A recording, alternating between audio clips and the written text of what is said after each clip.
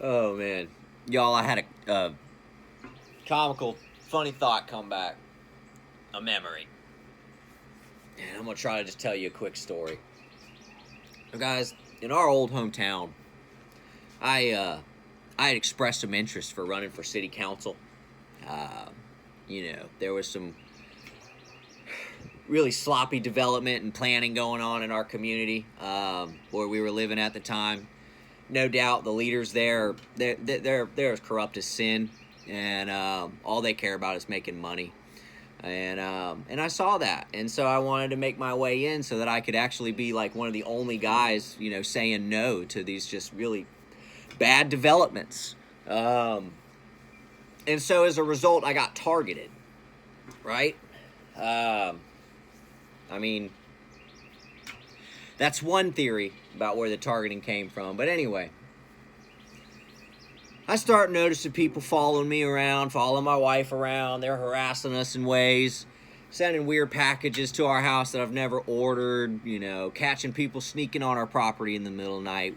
Your typical targeting stuff, right? Sending threatening messages, old guys showing up to your job saying that, like, you better be careful, something's gonna happen to you, you're gonna be in jail, all their usual stuff. And one day I'm coming out the Kroger. And I'm in the parking lot. And I noticed this guy who's always standing next to me, like in proximity, and he's got a pump sprayer, like he's spraying for weeds in a parking lot. And he's wearing shorts. He's wearing shorts and he's wearing flip-flops and a t-shirt. And so I notice him, and I notice that he's close, and I think that's weird. And so I take my time to see what he's going to do. And I make my way to the car, and it almost looks like I'm about to leave. And as I do that, I notice he goes to his truck because he thinks I'm leaving, which is had no decals on it. And he goes and starts, kind of rolling out. Now, at the front of the parking lot is a gas station, much like how you see with Walmarts and Kroger's and the bigger grocery stores. Anyway, I go to the gas station, and what do you know it? What a surprise. Oh, Mr. Pump Sprayer guy shows right back up pretty close to me where I'm pumping my gas, and he's pumping, spraying his weeds in the parking lot. And I asked the guy, now, mind you, I've worked in pest control for 4 to 5 years in sales. And when you work in the sales department and you write contracts for pest control, especially for commercial applications, you need to understand the state regulation. And being that I have that knowledge and experience, I know he's out of reg. He had no decals on his truck. He wasn't wearing proper PPE. All kind of red flags. And if I was a state man and I was, the inspector, he would have got a huge fine. So anyway, I say something to him. I kind of come up to him. I say, hey, man, I go, man, that's cool. What you got there? What you pumping? He's like, oh, I'm just, spraying for some weeds. I said, oh, yeah, what you using? You using glyphosate? Now, glyphosate's the active ingredient in Roundup. And it's also known to, give you cancer if you're exposed to it for too long. It was all over the news and all that, So it was kind of like a hot topic. So I go, yeah, what you using, glyphosate? Using the active ingredient term. Not a lot of people know that. And he goes, glyphosate. Oh, glyphosate. Oh, yeah, I'm using Roundup. Yeah, I'm using that. And I said, oh, okay. Well, you ought to be wearing pants and shoes, man. And gloves. He goes, nah, I'm good. I don't need that. And I said, oh, okay. Well, are you getting paid to do this? He goes, yeah, I have my own business. I said, oh, okay, now, good, okay. I put my pump up. And I said, hey, man, why don't you come here for a second and tell me your registration number, because you're out of reg. And as soon as I say that, the dude, his eyes got as wide as saucers, And this guy was a lot bigger than me too. It was funny. He turns around and if he could have sprint, I mean, he walked as fast as he could. It almost would have looked like a sprint. He walks across the gas station parking lot, down the right-of-way, to the sidewalk next to the highway, which I know for a fact wouldn't be owned by the by the property owner who owns the Kroger. He starts spraying the sidewalk like he's spraying that. He's doing this thing where he's pretending that he's working. I laugh at him. And you know what's funny? And a coincidence is the day that happened was the very last day for anyone who wanted to submit any paperwork for eligibility for running for city council. And I was followed and harassed pretty freaking heavy that day. Yeah.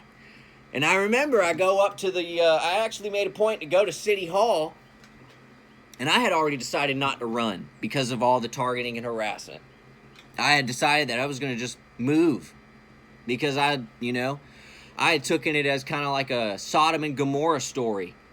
And that guy was telling me I just needed to go find a new town because this town was going down. Anyway, I make my way to City Hall, already knowing that that's the day that I'm supposed to turn in my paperwork.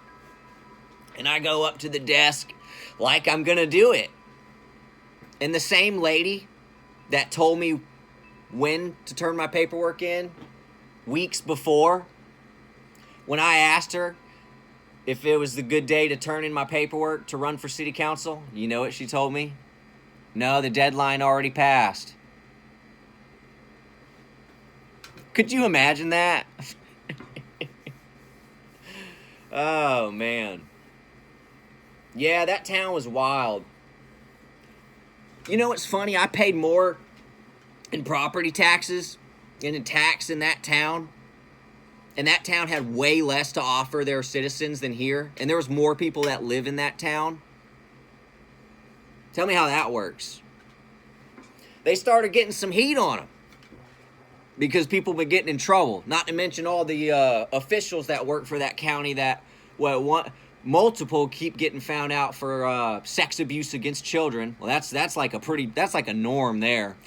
And then another guy got discovered for, it turned out that he in the past he tried to kill somebody. He hired someone to kill someone he knew and went to prison for it. And then he ends up getting some job working for a business that's really closely associated, with the municipality there. How does that work? Isn't there a thing called background checks? I guess just any felon can get a, cushy job. Anyway, I guess it depends on who you know, right? And, it's just wild to me. So, yeah, the town got some attention. A little bit now. And you know what they do? They put a couple of benches on the sidewalk. That's their... See, we're not robbing you. We're not stealing your money. Look at these nice benches that we put on the sidewalk. Oh, man. Yeah.